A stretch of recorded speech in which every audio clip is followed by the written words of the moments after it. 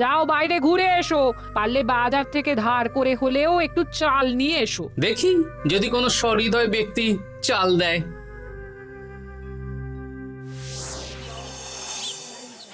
না গোপাল দাদা, বাজারের অবস্থা খুব খারাপ, আর আমি ধারে বিক্রি করছি না। আহা, আরে আমি কোনোদিন তোমার এক আনাও বাকি রেখেছি বলো? আমি বুঝতে পারছি গোপাল দাদা, কিন্তু আমিও নিরুপায়। গত মাসের বেতন এখনো পাইনি। মহারাজ অনির্দিষ্ট কালের জন্য রাজসভা বন্ধ রেখেছেন। বিশ্বাস করো, বেতন পেলেই তোমার ধার আমি মিটিয়ে দেব। এই সপ্তাহ খানেক আগে একই কথা বলে সেনাপতি ধারে 25 কেজি চাল নিয়ে গেছেন। এখন ওনার কোনোই পাত্তা নেই। কি যে করি, কাছের বন্ধু বলতে বিজ্ঞানী আর সভাকবি। দেখি ওদের বাড়িতে একবার ঢুঁ মেরে।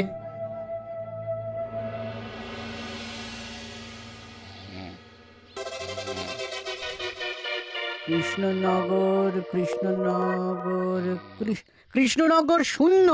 হ্যাঁ, এবারে একটা মোহরও নেই। জাহাপানা সর্বনাশ হয়ে গেছে। কি হলো? পালে বাঘ পড়েছে নাকি? এই ঘুমের 12টা বাজিয়ে দিলে।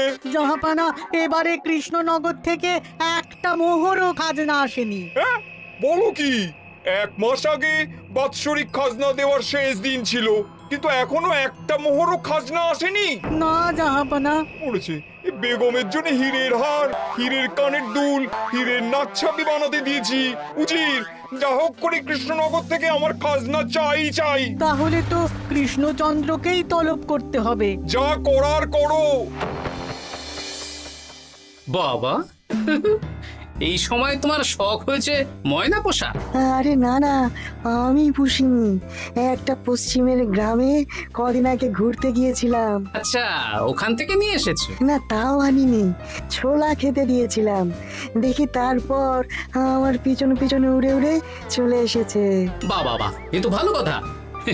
বিয়ে তো করলে না, তাও একটা সঙ্গী জুটেছে। এ যে সে পাখি নয় গোপাল, এ ময়না কথা বলে, দেখবে। এই ময়না, বলো তো গোপাল এসেছে। আরে বাস, বলো তো গোপালের ভুঁড়ি আছে আমার নেই। বেশ। এ ভোরবেলা আমার কাছে আসে, সারাদিন আমার কাছে থাকে, আবার সন্ধে হলেই নিজের বাসায় নিজেই ফিরে যায়। বুদ্ধিমান পাখি। ওই গ্রামে শাখে শাখে ঝাঁকে ময়না। বেশ, বুঝলাম। তা বিজ্ঞানী, তোমার কাছে আমি আসলে একটা দরকারে এসেছি। বলো কি দরকার? আসলে ওই টানাটানির সংসার চলছে, বুঝলে। বাড়িতে চাল বাড়ন্ত, কদিন পরে হাঁড়ি চড়বে না। তুমি কিছু পয়সা ধার দিতে পারবে? আরে এমন করে বলছো কেন? আমার তো সংসার নেই, এত খরচও নেই। তুমি বাড়ি যাও, আমি 2 বস্তা চাল পাঠিয়ে দেব। ধন্যবাদ বিজ্ঞানী, তোমার মতো বন্ধু পাওয়া মুশকিল। বন্ধুত্বে এইসব ধন্যবাদ দেওয়ার দরকার নেই, একে অপরের পাশে থাকলেই হলো।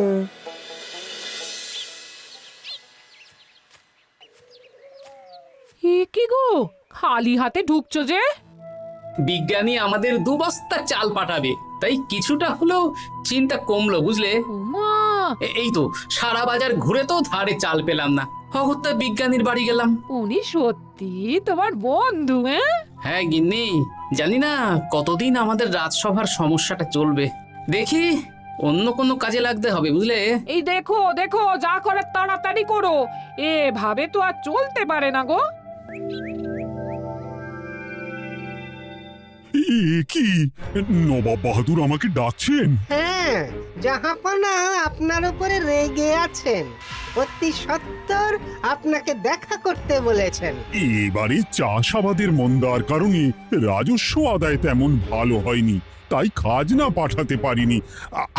আর কিছুদিন অপেক্ষা করতে বলুন, আমি ঠিক খাজনা পাঠিয়ে দেব।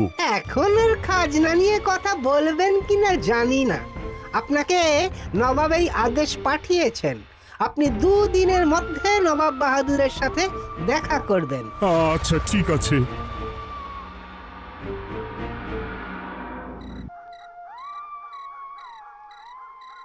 মহারাজ, এই বিপদের সময়ে আপনাকে একমাত্র একজনই সাহায্য করতে পারে। আর সে হলো গোপাল। আমি কোন মুখে গোপালকে ডাকবো বলো তো রানী? দীর্ঘদিন ওদের বেতন দিতে পারছি না। গোপাল এরকম স্বার্থপর মানুষই নয় যে নিজের কাজের সময় কাজী আর কাজ ফুরলে বাজি হয়ে যাবে। আপনি একবার বলেই দেখুন না। বেশ, তাহলে আগামীকাল সকালেই গোপালকে ডেকে পাঠাচ্ছি।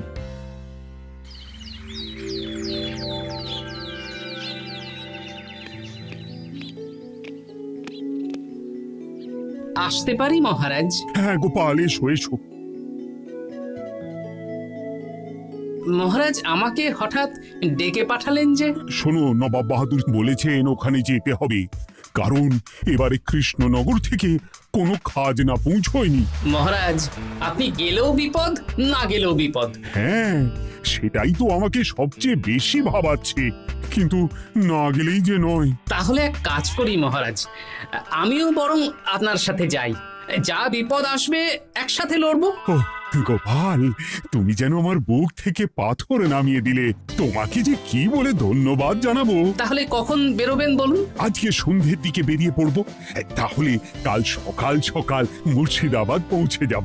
কতদিন থাকতে হবে তো কিছুই জানি না, তাহলে ওই 3-4টে জামা কাপড় ধুতি নিয়ে নেব, কি বলেন? হ্যাঁ হ্যাঁ, তাই নিও।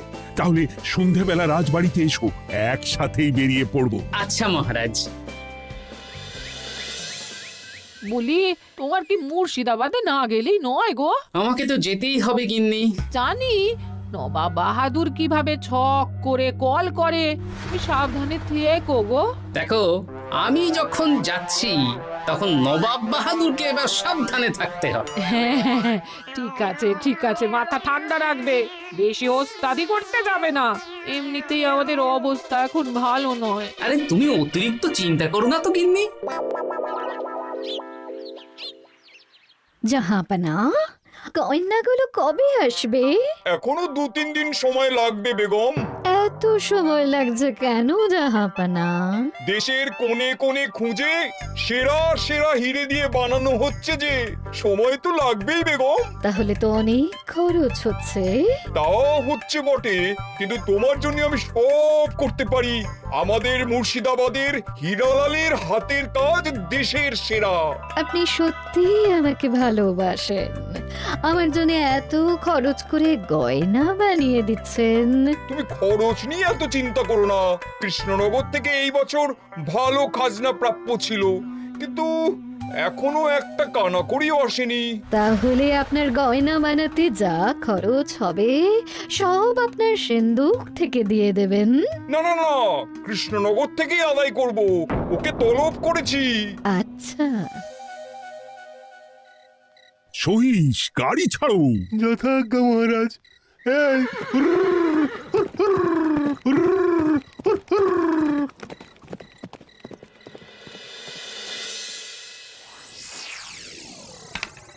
এত রাতে আবার কে এলো রে বাবা? খুলছি।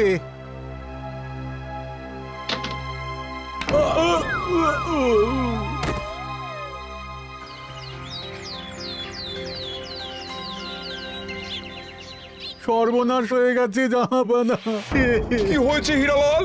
নবাব বাহাদুর, মহারাজ কৃষ্ণচন্দ্র আর গোপাল এসেছেন আপনার সাথে দেখা করতে। ওদের দরবারে আসতে বলো। হ্যাঁ, এবার বলো হীরালাল, কি হয়েছে? এই তোমার মাথায় পট্টি কেন? জাহাপানা, গত রাতে আমার সর্বস্ব লুট হয়ে গেছে। বলো কি হীরালাল? তোমার কাছেই তো বেগমের হীরের সব গয়নাগাটি বানাতে দিয়েছিলাম। হ্যাঁ জাহাপানা, সব গেছে। আমার মাথায় মেরে সব লুট করে নিয়ে গেছে। এবার আমি কি করব জাহাপানা? বেগম সাহেবা, আপনার গয়না যে হীরালাল শেখরার কাছে জাহাপনা বানাতে দিয়েছিলেন, ওনার সব লুট হয়ে গেছে। মানে? আমি এক্ষুনি নিজের কানে শুনে এলাম, এখন হীরালাল শেখরা এসেছে। আমি এক্ষুনি যাচ্ছি। কি করব জাহাপানা? আমার তো সব শেষ হয়ে গেল। আমি কোনো কথা শুনতে চাই না। আমার ওই হীরের গয়নাগুলো চাই। চাই বললেই তো পেয়ে যাবে না। এখন এই গয়না শুধু নয়, হীরালালের সব সোনা দানা চুরি হয়ে গেছে। সেগুলো খুঁজে পেতে হবে। বিগত কয়েক বছর আমার মুর্শিদাবাদে কোনো চুরি ডাকাতি হয়নি। প্রত্যেকটা গ্রামবাসী সুখে শান্তিতে আছে। বাইরের কোনো শত্রু আসারও সুযোগ নেই। গ্রামের সীমানায় দিন রাত প্রহরী থাকে। যদি এসেও থাকে পালাতে পারবে না। এবারে তাহলে চোরটা কে বুঝবো কি করে? এসব সামান্য চোর ধরার কাজ আমার কাছে নস্যি। জাহাপনা, আপনি যদি কৃষ্ণনগরের এবছরের খাজনা মকুব করে দেন, তাহলে আমি চোর ধরার ক্ষেত্রে সাহায্য করতে পারি। ঠিক আছে কৃষ্ণচন্দ্র, তোমার এই গোপাল যদি চোর ধরে দিতে পারে তাহলে এবছরের খাজনা মুকুব। আগে আমি ওই শ্যাকরার সাথে একান্তে কিছু কথা বলতে চাই। বেশ, প্রহরী প্রহরী, তুমি গোপাল আর শ্যাকরাকে একটা ঘরে নিয়ে যাও। আসুন। এবার আপনি চুরির ঘটনাটা বলুন। চুরি না, ডাকাতি। সে যাই হোক, বলুন বলুন। গতকাল রাতে, তারপর সকালে জ্ঞান ফিরে ঘরে গিয়ে দেখি সব ফাঁকা। আমার ঘরের সাথেই লাগোয়া দোকান। আচ্ছা, দেখুন, আমি আপনার কথা শুনে আর একটু আগের যা আলোচনা শুনলাম তার থেকে মনে হচ্ছে এই চোর স্থানীয় চোর। কি করে বুঝলেন? কারণ বাইরের চোর হলে তো এত নিখুঁত কাজ করা সম্ভব নয়। চোর নিশ্চয়ই আপনাকে ব্যক্তিগতভাবে চেনে। হ্যাঁ, এবার মশাই আপনি বলুন তো, আপনার কোনো শত্রু আছে? না, শত্রু নেই তেমন। আমার সাথে কারো সম্পর্ক খারাপ নেই। আর আমাদের পাড়ায় সবাই ব্যবসায়ী, সবাই সম্ভ্রান্ত লোকজন। বেশ, তাহলে সব ব্যবসায়ীদেরকেই রাখতে হবে। আমি নবাব বাহাদুরকে বলে দিচ্ছি, আপনি এখন আসুন। নবাব বাহাদুর, আপনি ওই গ্রামের সকল ব্যবসায়ীদের আপনার মহলে ডাকার ব্যবস্থা করুন। সবাই কিন্তু বেশ সম্ভ্রান্ত ব্যবসায়ী। সে হোক না, ওই গ্রামে তো সবাই ব্যবসায়ী, আর বাইরের কোনো লোক গ্রামে ঢোকেনি বা বাইরেও যায়নি। তাই যদি কেউ চোর থেকে থাকে তাহলে ওই ব্যবসায়ীদের মধ্যেই আছে। বেশ, আমি সবাইকে আমার মহলে নিয়ে আসার ব্যবস্থা করছি। আর একটা ফাঁকা বড় ঘর চাই, যেখানে চোর ধরার পরীক্ষা হবে। আর সেই ঘরে আমাদের কৃষ্ণনগরের ঘোড়া চোর ধরবে। হ্যাঁ, ঘোড়া চোর ধরবে? হ্যাঁ, যে ঘোড়ার গাড়িতে আমরা এসেছি সেই ঘোড়া। যদি চোর না ধরতে পারো তাহলে পুরো খাজনা তো গায়ের জোরে নেব, সাথে সাথে কৃষ্ণনগরটাও কেড়ে নেব।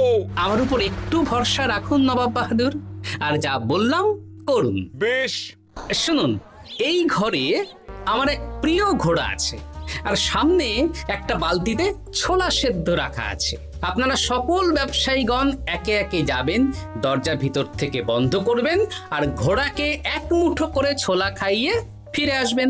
তারপর কি বাড়ি চলে যাব? না, সবার ছোলা খাওয়ানো হয়ে গেলে আমি ঘোড়ার কাছে যাব, আর ঘোড়া কানে কানে আমাকে বলে দেবে কে চোর। তাহলে আর দেরি কেন, সবাই একে একে যাও।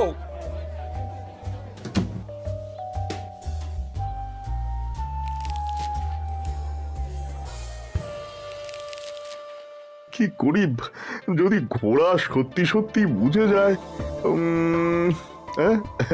ছোলা খাওয়াবোই না। ব্যাস, ছোলা খাওয়ানো হয়ে গেল। এবার গোপাল বলো তো কে চোর? দাঁড়ান, ঘোড়ার মুখের কথা শুনে আসি। আমি বলে দিচ্ছি জাহাপানা, গোপাল এসব মশকরা করছে, সব মশকরা। ঘোড়া বলে দিয়েছে কে চোর। বলো গোপাল, কে চোর? তার আগে সকল ব্যবসায়ীর হাত দেখে আমি পরীক্ষা করতে চাই। সে দেখো, কিন্তু বলো কে চোর? দেখি দেখি, না, দেখি আপনারটা। না, আপনিও না। না, আপনিও না। একি মশাই, চুরিটা তো আপনিই করেছেন, আপনিই চোর। কি উল্টো পাল্টা কথা বলছেন? আমি চুরি করিনি। হ্যাঁ, আপনিই চুরি করেছেন, তাই ভয়ে ঘোড়াকে ছোলা খাওয়াননি। কারণ আমি ছোলার মধ্যে রান্নার হলুদ গুঁড়ো মিশিয়ে রেখেছিলাম, তাই যারা যারা ঘোড়াকে ছোলা খাইয়েছেন সবার হাতেই হলুদ রং লেগে আছে। শুধু ওর হাতে নেই? ভাই, শেষে তুই, তোর মনে মনে এত হিংসা। ভাই মানে? আরে ও তো আমার খুড়তো ভাই পান্নালাল, ওরও সোনা গয়নার ব্যবসা। ব্যাস, এবার তাহলে বলেই দিন পুরো ব্যাপারটা, কারণ এখান থেকে পালানোর কোনো পথ নেই। ভুল হয়ে গেছে দেখাবো না, আমার দাদা আমার থেকে অনেক বেশি রোজগার করতো, তাই আমার মনে মনে হিংসে ছিল। তারপর বেগম সাহেব আর হীরের গয়না বানানোর এত বড় বায়না পেল, তাই হিংসা আরো বেড়ে গেল। আর তুই চুরি করলি? চুরির সব জিনিস কোথায় আছে? আমার বাড়িতেই আছে দেখাবো না। সাব্বাস গোপাল, সাব্বাস, তোমার কি বুদ্ধি! তাহলে জাহাপানা, কথা মতন আমাদের এই বছর তাহলে খাজনা দিতে হচ্ছে না। না, কথা যখন দিয়েছি তখন আমি তো আর কথার খেলাপ করতে পারি না। আচ্ছা গোপাল, তোমার তো এত বুদ্ধি, আমার একটা শখ পূরণ করতে পারবে? কি শখ বলুন নবাব বাহাদুর। আমার অনেক দিনের ইচ্ছে একটা হাওয়া মহল বানাবো, কিন্তু ঘরামি রাজমিস্ত্রি কেউই বানাতে পারবে না বলছে। তুমি কি বানিয়ে দিতে পারবে? আগে পারবো জাহাপনা, কিন্তু তার বদলে আমি কি পাবো? আগামী 5 বছর কৃষ্ণনগরের খাজনা মুকুব, আর তোমাকে আমি 100 মোহর উপহার দেবো। বেশ, তাহলে আপনি আমাকে দিন 7 সময় দিন, আর 7 দিন পরে আমার বাড়ির সামনে চলে আসুন। হাওয়া মহল বানিয়ে রাখবো, আপনি নিয়ে যাবেন। বেশ, তাহলে 7 দিন পরে কৃষ্ণনগরে দেখা হচ্ছে। যদি না বানাতে পারো তাহলে কিন্তু আগামী 5 বছর কৃষ্ণনগরকে দ্বিগুণ খাজনা দিতে হবে, এই আমি বলে দিলাম। বেশ, রাজি।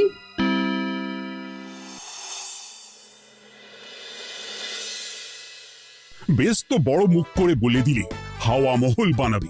রাজি রাজি। এবার যদি না বানাতে পারো, সব তো উল্টে যাবে। আপনি চিন্তা করবেন না মহারাজ, নবাব বাহাদুর আমাকে প্যাঁচে ফেলতে চেয়েছেন, তাই আমিও ওনাকে ঘোর প্যাঁচ দেব।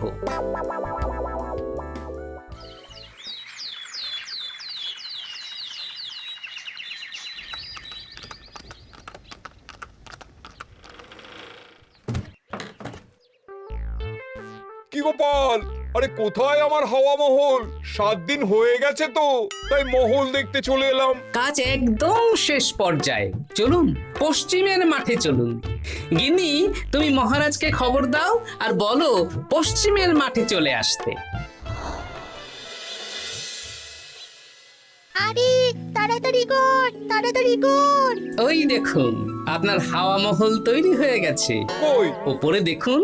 ওরে, নবাবের হাওয়া মহল বলে কথা, ইট কথা হয়ে গেছে। এবার রং কর, রং কর। হাওয়া মহল রং করছি তো, এত তাড়া দিস না। আরে তাড়াতাড়ি কর, তাড়াতাড়ি কর। আরে এসব আবার কি? ময়না পাখি হাওয়া মহল তৈরি করছে? হ্যাঁ, হাওয়া মহল তো, তাই হাওয়াতেই তৈরি হচ্ছে। হাওয়া তো আর চোখে দেখা যায় না, আমি তৈরি করিয়ে দিয়েছি। এবার জাহাপানা আপনি নিয়ে যান। হয়ে গেল, এবারেও গোপাল দাও মেরে দিল। মানে আমি কি করে? সে তো জানি না জাহাপনা, আপনি বলেছিলেন হাওয়া মহল বানিয়ে দিতে হবে, আর আমি আপনার আবদার পূরণ করেছি। এখন আগামী 5 বছর আমরা খাজনা মুক্ত। সাব্বাস গোপাল। ওরে, রংটা ভালো করে কর, ভালো করে কর। নবাবের হাওয়া মহল। গোপাল, তুমি সত্যিই বুদ্ধিমান, তোমার বুদ্ধির জবাব নেই। শোনো, আগামী 5 বছর কৃষ্ণনগরের খাজনা মুকুব, আর এই নাও তোমার 100 মোহর উপহার। এবার বলো, তুমি এই অসম্ভবকে সম্ভব করলে কি করে? আমি বুঝতেই পেরেছিলাম, আপনার মুর্শিদাবাদের চোর ধরার পরে আপনি আমাকে যখন হাওয়া মহল বানাতে বললেন, তখন নিশ্চয়ই কোনো উদ্দেশ্য আছে। কারণ আপনি তো মন থেকে চাননি যে খাজনা না দিয়ে আমরা মুক্তি পাই। তাই গোপাল এই চালটা চাললো। যদিও আমি গোপালকে একটু সাহায্য করেছি। কিরকম সাহায্য? কদিন আগে আমি বিজ্ঞানীর ঘরে গিয়ে দেখি একটা ময়না হুবহু মানুষের মতন কথা বলছে, আর বিজ্ঞানী বলল এরকম অনেক ময়না পাখি আছে। ব্যাস, এই 1 সপ্তাহ ধরে আমি ময়নাগুলোকে বিভিন্ন বুলি শেখালাম, আর ওরা সেগুলোই বলে চলেছে। নয়, হ্যাঁ। ওরে, রংটা ভালো করে কর, ভালো করে কর। নবাবের হাওয়া মহল। মহারাজ, 100 মোহর আপনি রাখুন। আমাদের সব সভাসদদের এই মোহর থেকেই আপাতত বেতন দিয়ে রাজসভা শুরু করুন। ধন্যবাদ গোপাল, তোমাকে আমার সভাসদ পেয়ে আমরা সবাই ধন্য। আর